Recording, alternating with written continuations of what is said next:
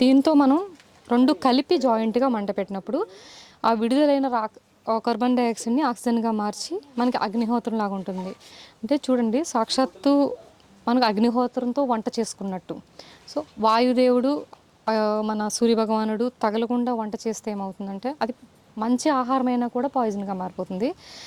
పప్పు కూడా 12 గంటలు నానబెట్టాలి కందిపప్పు నైటు. అంటే ఎలాంటి కందిపప్పు? దేశీ కందులు మనకు 14 ఫీట్ ఏదైతే ఎదుగుతుందని చెప్పానో నేను ఇంతకుముందు, అలాంటి కందిపప్పు, కంది చెట్ల నుంచి మనం కందులు తీసుకుని ఇసిరి రాయిలో ఇసిరి దాన్ని ఇట్లా కట్టెల పొయ్యి మీద మట్టి కుండలో వండాలి. వండే ముందు నైట్ నానబెట్టేవారంటండి.